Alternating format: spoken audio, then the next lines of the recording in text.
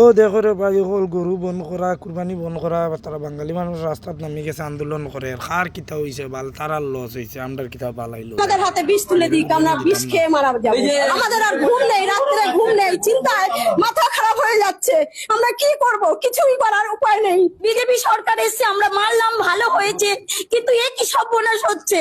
ও 1 লাখ টাকা করে পাবে আমরা কি পাবো আমরা কি স্বামীকে খাওয়াবো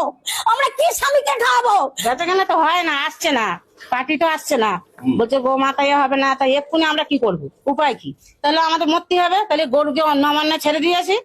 আমরা তো এরির উপরে ভরসা করে আছি না যে গরুর উপরে প্রত্যেক বছর একটা বেচা কেনা হয় সবাই এরির উপরে ভরসা আছে কিন্তু এই যে একবার বলছে হবে কুরবানি একবার বলছে হবে না একবার 14 বছর গরু 6 বছর বাঁচে না 14 বছর আয়ুত্ব দিচ্ছে এ কি ব্যাপার কই মমতা দিয়ে এটা করিনি তো ওরে মরে মেরে বিজেপি তুলে লাভ এইটি হয়েছে আমাদের যে আমাদের মরণ ছাড়া কোনো লাইন ও দেনাটা মিটিয়ে দেয় কারণ নিজে বিষ কিনে এনে দেয় মুসলিম বা তারাও হিন্দু তারা তো মিশছে একসাথে আমরা তো একসাথে আছি তারা কোনোদিন দেনদারি করেনি কি কারু আমাদের গলা ধাক্কা দিইনি ওদের কুরবানিটা ওদের করতে দাও আমরা বাঁচি আমি কি করবো এবার আমি কি করব আমার এই 5 লাখ টাকা ব্যাংকে দেনা আরো বাইরে থেকে 3 টাকা করে 4 টাকা করে সুদে নিয়েছি 5 লাখ টাকা তাতে কি করে মেটাবো আমি শুভেন্দু অধিকারী আছে তুই গদিতে বসে আছিস তুই কি করছিস মানুষকে এরকম করে ওই হিন্দু ধর্মতে সবকিছু তো নষ্ট করে দিচ্ছিস মারপিট হবে শেষ হয়ে যাবে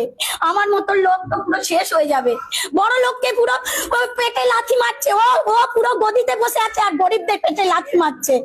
আমাকে নিয়ে যেতে বলো গুলি টানতে বলো এসে ফাইল টানতে বলো গুলি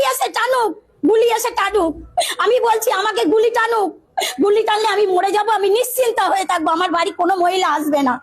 আমি মাদের কাছ থেকে বুঝে টাকা নিয়েছি আমি দাও আমার গরু বিক্রি হয়ে যাবে তোমাদের শোধ দিয়ে দেবো আমাদের 2 মাস কি 3 মাস সুযোগ দেয় যে তোমরা গরু পরিষ্কার করে ফেলো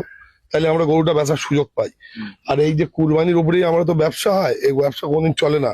কিন্তু কুরবানিটা বন্ধ করা মানে ব্যবসাটা বন্ধ আমি চাই কুরবানির এবারটা হোক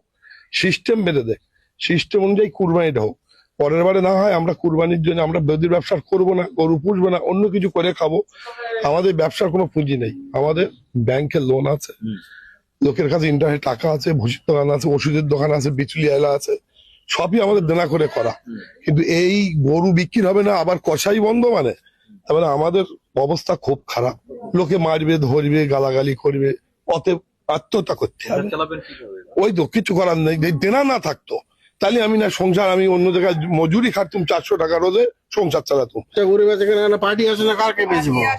গরুগুলো কাকে দেবো পার্টির দ্বারা কুরবানি বলতে কুরবানি হবে না কুরবানি করতে দেবে না হ্যাঁ